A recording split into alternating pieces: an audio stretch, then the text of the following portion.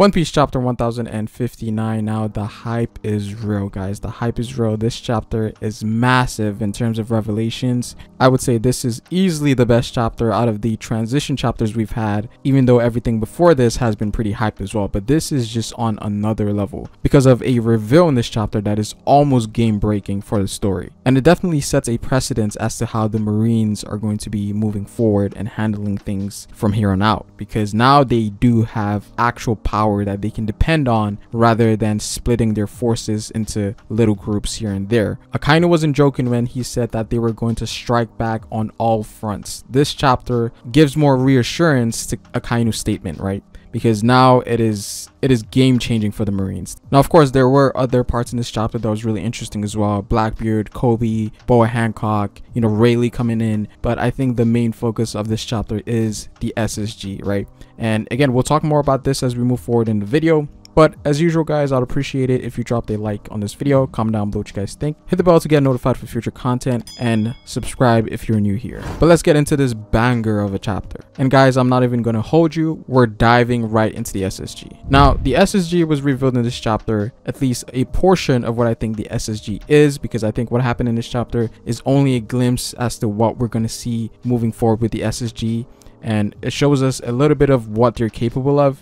And I think there's probably more that we haven't seen yet. Oda, I think, is setting up the building blocks as to what SSG is truly capable of. And honestly, this chapter, it is very convincing that they will more than likely replace the Warlords, because I think this system that they have currently in place is a better system than the Warlords. If this is what we're going to be having moving forward with the SSG. Now, everything starts off with the invasion of Amazon Lily, where Boa Hancock is currently at. And previously, we saw that Kobe was one of the individuals heading to Boa Hancock's place to arrest her, and we're seeing the aftermath of what happened during that situation. Now, it is also interesting to note that Fujitora wasn't here as some people expected, because the last time that we saw him, he was on a ship and we thought that he was going with Kobe to Amazon Lily. But this chapter essentially confirms that he didn't go and he probably went elsewhere. But for the most part, it seems like the Marines didn't bring any top tiers with them, right? Like Garp, Sengoku, or any of the admirals. But they were confident enough to go in regardless, right? And this is because they had SSG with them. So as the invasion continued, it was a stalemate for the time being until the SSG was dispatched, in which that stalemate was broken in the Marines' favor. And here we get the title as to what the new pacifistas are, and they call them the Seraphims. Now, from what it looks like, it seems like they are kids who have King's DNA, the Lunarian race's ability, and also Kizaru's laser. And for the most part, throughout the entire thing, no one was able to defeat them, not even Blackbeard's crew or the Kuja pirates. And of course, this ties back to Lunarians having that crazy durability that you need to bypass. And from what we saw in Wano, we know that it took Zoro with advanced Conqueror's Haki to actually penetrate their defense. And that in of itself tells me that these guys are probably around commander level at the very least, or even stronger than some commanders. I think the only ones that may put up a fight is the first mates. And not all of them seem to have the same ability, because we do see two Seraphims in this chapter. And what's very interesting, and it gets really deep here, is that they possess physical traits of the previous warlords. So here we come to see a Seraphim that resembles Boa Hancock, and then we also get to see another Seraphim that resembles a younger version of Mihawk.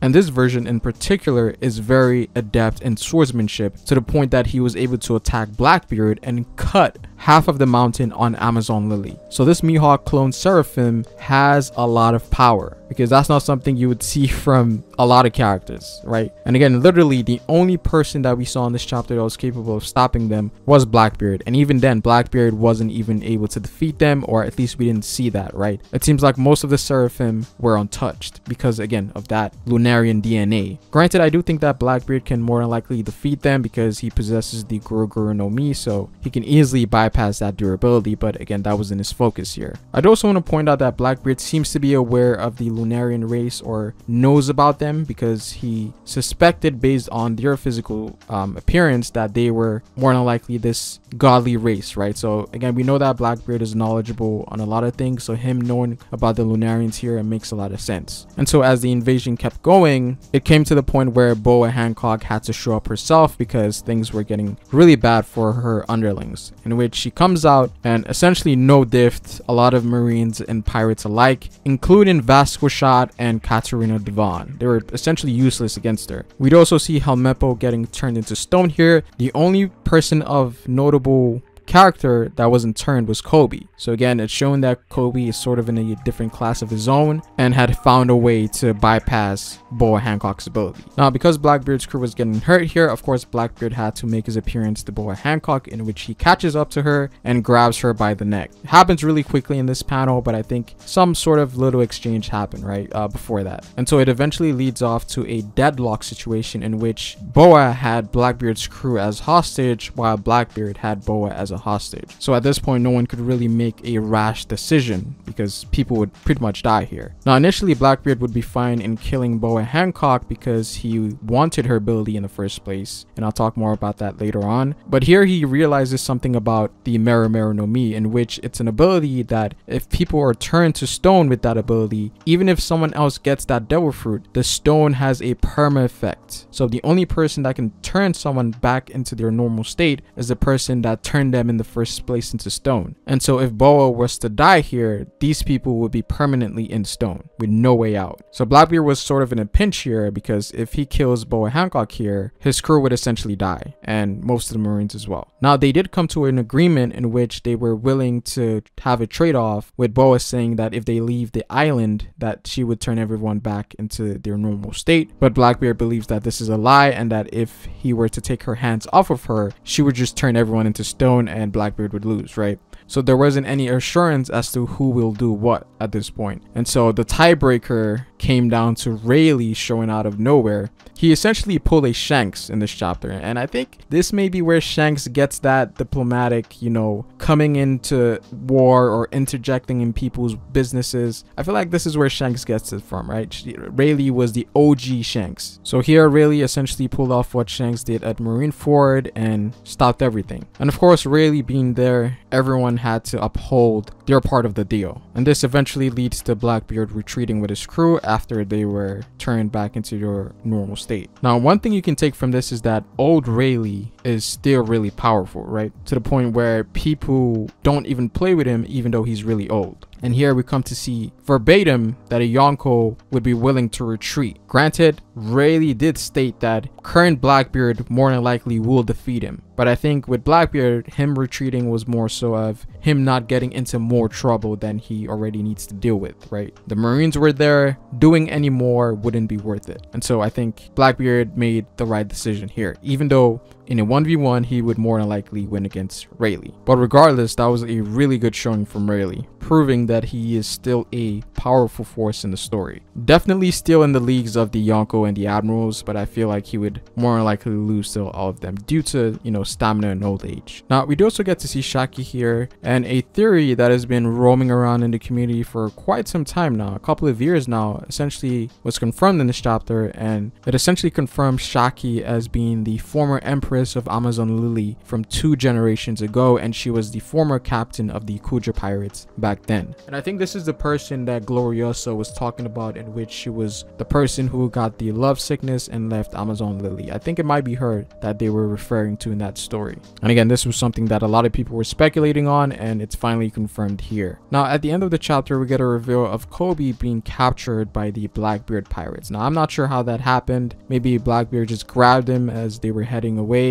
but it seems like there might be more to Kobe and Blackbeard than what we currently know in the story, right? Because it is interesting to note that Blackbeard does mention that during the Rockport incident, in which Kobe was acknowledged to be a hero, Kobe was the reason Blackbeard was capable of defeating Wang Zi, who was the former king of Beehive Island. So Kobe did something in which Blackbeard had the advantage over Wang Zi to defeat him and take over his island. So I wonder what truly happened there. Now, as bad as this looks for Kobe, we do also know that Kuzan is also a part of Blackbeard's crew and is easily someone that you can say would bail Kobe out if the situation does get dangerous enough to the point that Kobe might die, right? But that could also result in Aokiji getting into combat against the Blackbeard pirates, and that could lead to all sorts of different things, right? A lot of people think Kuzan is in sword and Kobe being in sword as well, so it's like a perfect chance for these two to meet up and, you know, something happening from that. So this is a very, very interesting chain of events. A lot of reveals in this chapter. I feel like this chapter had 3 chapters combined into one, and I think think that tells you about the pacing One Piece is currently going at, and it sort of leads or gives more credibility to what Oda was saying about him ending the story in 3 years. This is a lot of information in one chapter. I feel like it's not the norm for Oda. Something that I did also forget to mention was the bounties of Blackbeard and Boa. Here we come to see that Boa's bounty is about 1.6 bill,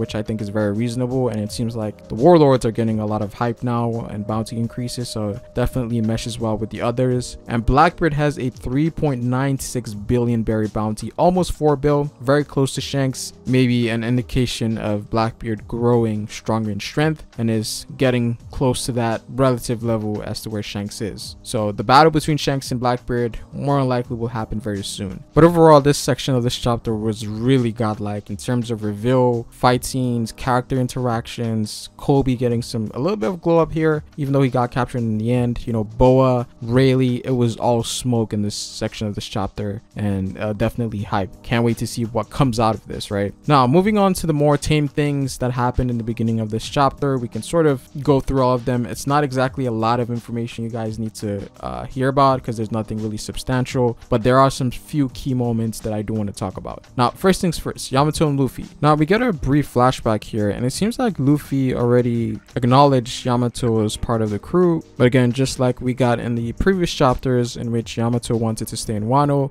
we come to find out that Yamato doesn't feel comfortable knowing that more people like Green Bull can come into the island and wreak havoc, right? And so she feels like she needs to stay in Wano to protect Wano in case something does happen. And even though Momonosuke does feel like he's capable right now, he definitely needs support from someone like Yamato, right? So it makes sense that she's willing to stay in Wano just in case individuals come there for specific reasons, right? And again, we do know that Pluton is in Wano and the Straw Hats are not interested in getting Pluton, so that leaves the option of someone else getting it. And we know that Caribou wants to relay that information to a specific individual, so there is a real possibility of Wano getting attacked. So it makes a lot of sense for a top tier character like Yamato to stay behind in case something does happen. So that was a cool decision, and I didn't really want Yamato on the ship yet, right? I feel like I need more from her, but it was pretty cool that we got this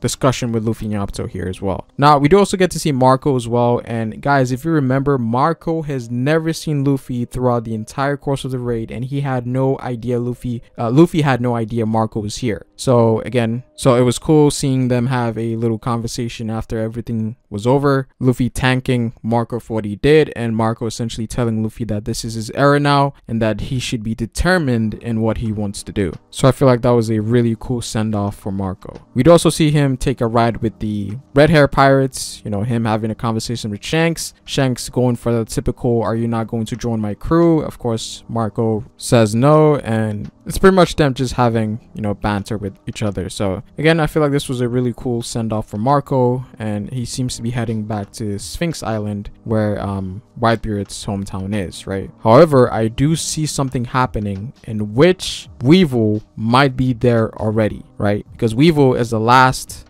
warlord that we haven't seen or got any sort of information about yet, right? And so I think he's going to appear very soon, and I feel like when Marco gets back to Sphinx Island, Weevil is going to be waiting for him there. But overall, this was a really good chapter. This is easily a 9 out of 10, 9.5 out of 10 because of the implications. SSG easily the most high part of this chapter, and it's just great having these events happen in real time, because usually when these things happen, you usually just hear them in the story or in the news, right? So seeing this play out in real time was pretty cool. You know, the Boa SSG Blackbeard situation, I think that was well done, and it definitely tells you that we're approaching the end, right? Because we're actually seeing things now. And again, I do have a video for tomorrow about hints you might have missed in this chapter, because there is a lot of information to unravel here, and I've pretty much decided to make that a separate video, and I will be dropping that video tomorrow. And again, I'd appreciate it if you guys do drop likes on this video. If we get 500 likes, I will drop the video tomorrow. But again, that's pretty much it for this video, guys.